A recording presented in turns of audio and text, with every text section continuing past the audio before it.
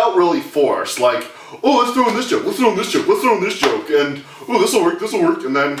Yeah, because there's nothing like that. Let's throw in this joke, like calling you gay. Like, I mean, there are people watching this. They expect us to throw it anyways. I realized something as we were walking towards the theater, and it hurt me dearly. I was pained by this thought. And then when I came home and talked to my girlfriend, she was like, you should be paying doubly. Because we didn't see it on the cheap night, we paid full price. Every movie. The first I wanted to see. The second, the third, the fourth. We're part of the reason why there's going to be a fifth. That's right. What was the title of the fifth that you came up with? Just say it. People know you're there. Okay, it was like Alvin and the Chipmunks 4 chipmunk fetuses implanted in humans. How about the chip?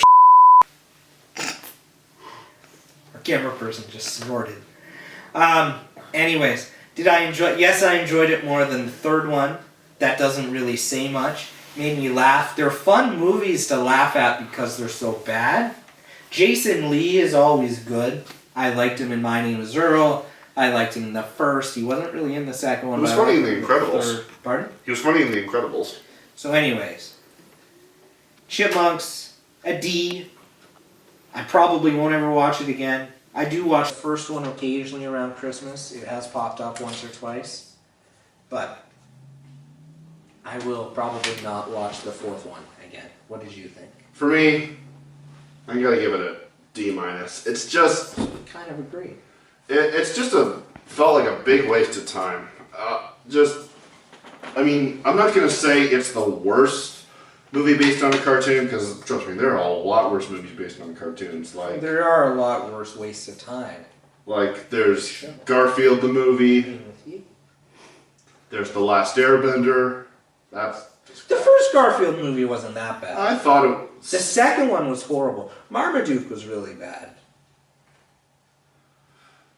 But yeah, I'd say this movie just gets a D just because it felt like a giant waste of time. And the fact that this came out the same weekend as The Force Awakens, I think that was a sign that they more or less gave up. It's like The Force Awakens was the Death Star, and the Chipmunks franchise was Alderaan. I'm kind of curious. I never once checked what the Chipmunks did in the box office. I think it made about $68 million or something. Yeah, it all depends on the budget, right? Alvin and the Chipmunks 4, The Road Chip. Oh my God. 17% on Rotten Tomatoes. Yeah. Well, let's guess how much money it's made. I have no idea. You said what? 68 million, I think. Box office.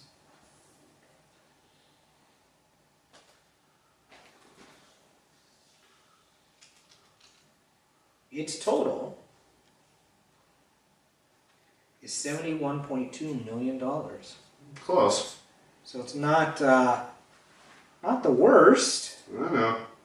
But it doesn't even hold a candle. Not even close to a candle to The Force Awakens. I think the first Chipmunks made like 260, 300. It did really well because they're still making them. But anyways. Yeah. So, shall we get on to our next movie then? Yeah. Because I'm excited for that one. I don't like the sound of that. Our next movie is a Miyazaki film from Japan titled The Wind Rises. It is actually his last film before his retirement. It's about the story of a young engineer who was born with bad eyesight that wishes to become a pilot. But because he has such poor eyesight, he can't become a pilot, so he decides to become an engineer. And he eventually becomes the man who designs the World War II fighter planes. Now, many people would see this as a bad person, but the movie actually shows that all he really wants to do is create beautiful airplanes. He's not interested in war, he's not interested in killing people, he's not interested in creating powerful machines for his country. He just wants to be creative and innovative. And that's something you really got to appreciate for a lot of young artists. Jesse? Nothing against Miyazaki. My favorite one of his films, and nothing will ever dethrone it because I grew up with it, Kiki's Delivery Service. That's a good choice. So, it will never top Kiki's Delivery Service. When you said that we had to watch it, I mainly said because I know you weren't an avid fan of Miyazaki, and I'm actually a huge fan. Heck, I made 4 trailers based off his films, and I've got a Princess Mononoke poster, so okay. I just felt like... And back when we did the show, our good friend Rhea, she's a big Miyazaki fan. And around the time we were doing the show, The Secret World of Arrietty was coming out, and she strongly recommended we review that, but we never got around to reviewing it. We had So, bigger fish to fry. We sadly had bigger fish to fry. But when we decided to do this, I thought this would be the perfect chance for us to talk about another Miyazaki film, and wouldn't you know, The Wind Rises came out. Alrighty. Because I knew it was his last before retirement, and I had heard good things, I had very high expectations before I watched this movie last night. I rented it. Good. I heard a ton of positive reviews, and as a Miyazaki movie, I expected it to be poetic, deeply touching, and all the stuff that you would expect from the ones that I've seen. Again, Kiki's Delivery Service always being on top for me. It seems numerous people felt that way when they saw it, but it didn't work for me in the tiniest bit. The Wind Rises is very repetitive. I couldn't count the amount of train rides, plane crashes, dream flights with Caproni, unsubtle hints on the movie's maxim, and repetitions of this quite pretty melody that becomes extremely annoying by the 10th time it's repeated. Seriously, almost all the film had one and the same melody. In my opinion, there was no story arc, no suspense, no tension. The movie is just 2 hours long, and just a giant sequence of unrelated scenes glued together in no specific chronological order, no character or relationship development either, and even some plot holes. To me, Miyazaki gets none of it. The seriousness, the madness, and the cruelty of that era in history. This film is ill-conceived and unreflected, and I'm still amazed by its critical acclaim. Jesse? Definitely not a movie, yes. Just warning you, the Studio Ghibli fans will destroy you. They will fry you alive. Perfect. Definitely not a movie I'll recommend, except in a reflection upon whitewashing and Japan's blinkered examination of its own history. Oh boy. That being said, it was a very visually entertaining movie. I didn't much care for the content. You want to hear what I have to say? Yeah, of course, it's going to be the exact opposite. I knew it would be. You're right, because I freaking love this movie. I found it to be... amazing thing about Miyazaki is, with his movies, you can be watching little, but you can find yourself investing so much, like in Kiki's Delivery Service. Sometimes it's just her flying around making deliveries, yet you can invest yourself so much in her because she has so much determination to become an independent woman. And here, it's kind of the same thing. Hito, our main character, his focus is he just wants to create beautiful airplanes. And in the end, that's what he does. And the film, it's not trying to, this is not an anti-war film. It's not trying to focus entirely on the war. It is just trying to focus on this man trying to make his dreams come true. And that's something you really got to appreciate. In a world where a lot of people are struggling to make their dreams come true, but are constantly blocked by other people's opinions or visions, or just sometimes it's money and war, you really got to appreciate this guy and the drive he puts in. No, I know. And I didn't. Well, I did. I figured you would. Alright, I only really have maybe one or two Was problems. it or was it not? It was very repetitive. It doesn't matter if it's repetitive. That's the thing with Miyazaki. All you have to... He puts so much life and so much... He's trying to make this feel real, and he does. For me, at least. And I only have two real problems with the film. I found the romance in the film, and I found out it was fictionalized, to be very forced. I mean, it is revealed that, yeah, she has a severe illness and all, but I don't know. It just didn't feel like it flowed right. And very little relationship developed. That I sadly have to agree with you. I'm sorry, but I sadly have to agree with you on that. My other problem is there's this animation on this one guy that's trying to help him. He's got these big gray eyes or something, and it just doesn't... looks really creepy. Yeah, I know. People with weird eyes are creepy, Kevin. Just the way he's designed, that's my only problem. But I still highly recommend The Wind Rises. I don't think it's Miyazaki's best film. I'm not even sure if I would put it anywhere in his top 5. But I gotta give this guy props. This is, in a way, a film about him. How he is trying to just put so much hard work and dedication into a rather underappreciated genre. If you like his work, and I'm not a giant fan, like I'm not going to gush about him. As I said, it's visually, I can appreciate the visuals and everything, and the story in parts is okay. If you like his work, you'll probably like this movie. I grew up with Kiki's Delivery Service, so I have a sentimental touch to it. I haven't watched it in a while. Will I watch this movie again? No. Probably not. Maybe. But probably not. And I don't feel like I'm going to miss much by not watching it. Like I said, Miyazaki films, you don't need to be watching much, but you can find yourself so invested. Like with Spirited Away, there's this Spirited Away was very good. Spirited Away is freaking unbelievable. But with Spirited Away, there's this one scene where she and the character No Face are traveling on a train to visit the Good Witch, and that's pretty much it. It's just the two of them traveling on a train, and you can more or less cut it from the film altogether, but it adds an unbelievable level of depth and atmosphere to this film. Like I said, scenes. That's the thing with Miyazaki films. Some of them you could say it's got a lot of filler, and some of it could be cut out. But those scenes, they're just filled with so much atmosphere and so much dedication that you can't press the fast forward button.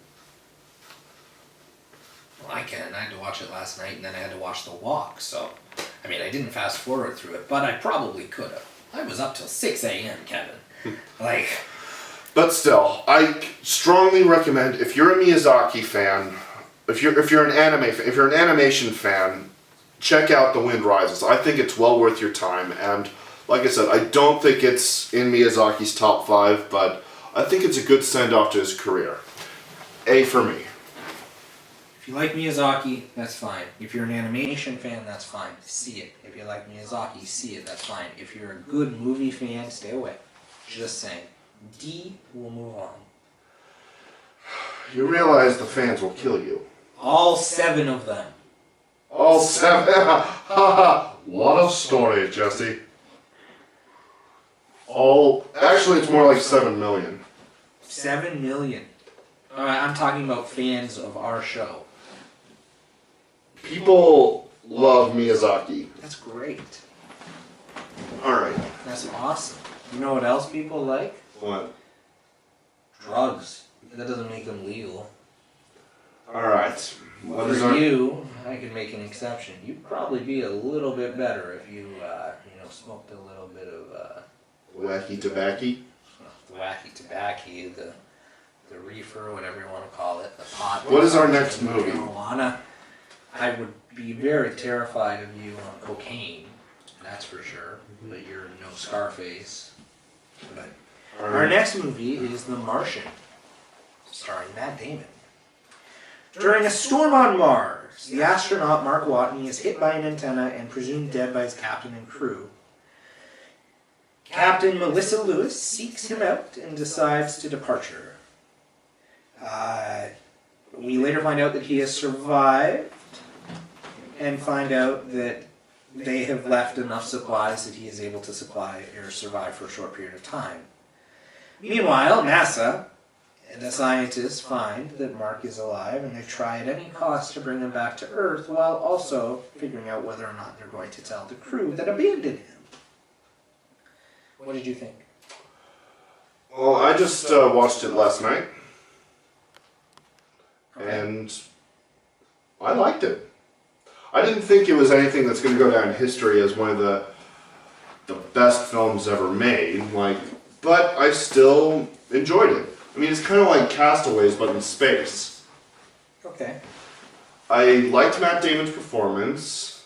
I wish there was more Jeff Daniels in this, because when I watch him, it's like I'm watching his show, The Newsroom.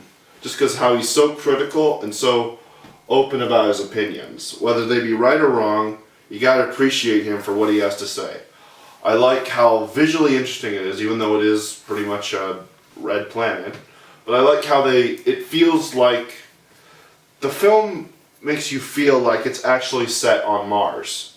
Like literally, you feel like this guy's on Mars. You do.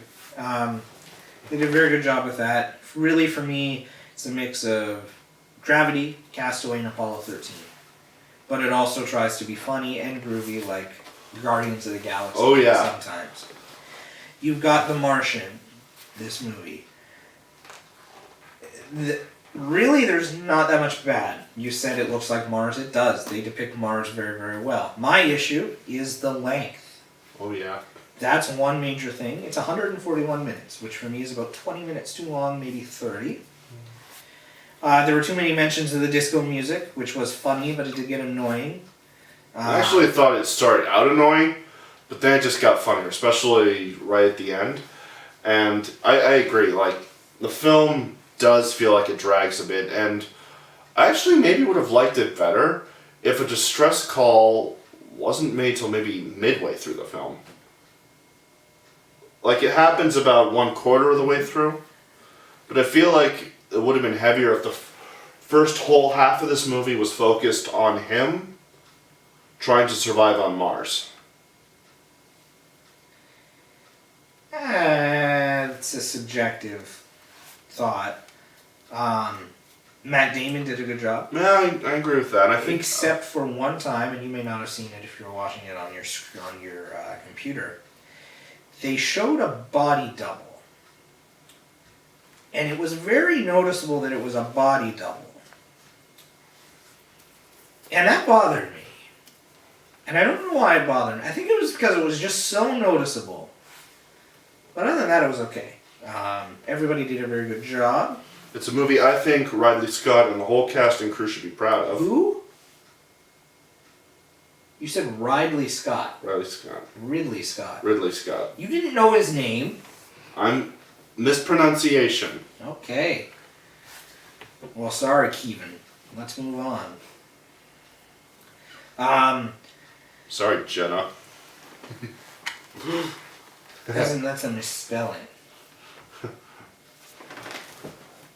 She said. A lot of the characters were good. The storytelling was fine, but there were some unnecessary characters along the way. But it was very well done. It was suspenseful. It was very good. You got to see Mars. You got to see what Mars would look like, so we say. And you also got some cool space shots. But I think you have to save the space shots for the next movie. I would give The Martian, an A as well. We've had lots of A's today. I give it just an A-. They could have cut it down a little bit more, but I agree with most of the points you've made on The Martian. I think it's a solid film, but it could have been cut down a bit more. I'd say it could have been 20 minutes shorter. Well, 9 down, 1 to go, and I think we all know what the next movie is. You want to know a behind-the-scenes secret? We've been recording this for 7 hours. I'm tired. I want to go home. This is my home, but I want to go home. Anyways. He wants me to get the hell out of here. I'd be okay with doing dinner with you, but apparently your girly digestive system can't eat Chinese food. Well, there is only one movie left, and I think most people know which one it is. The Room 2, Electric Boogaloo. Actually, I think it's called Front Door Jesse 6.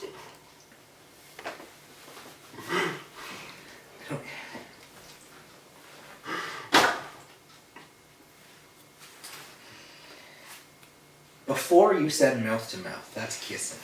By saying backdoor, Kevin, that means that people are sticking their penis in your asshole. Who comes out on top? Probably anybody who's raping you. Anyways. Well, they wouldn't, because then they'd have to live with the rest of their life realizing that they raped Kevin Murphy. Oh, God. Yeah, that's Alright, let's just get to the last movie on the list. Guess what? It's Star Wars. Big shocker. Well... Oh, it's Star Wars The Force Awakens. Sorry. Well, if you don't want to hear any spoilers, I suggest you skip this part. You're gonna spoil stuff? It's set 30 years after Return of the Jedi, Oh, spoiler alert! and the new bad guys are looking for Luke Skywalker, who's gone missing. The bad guys. And there's this new, there are a bunch of new characters that are trying to look for him. Also, Stormtroopers still can't aim shit. That's true. What were your thoughts on The Force Awakens? Do you think it was worth the wait? As I begin to talk, just don't interrupt. Let me get to my point.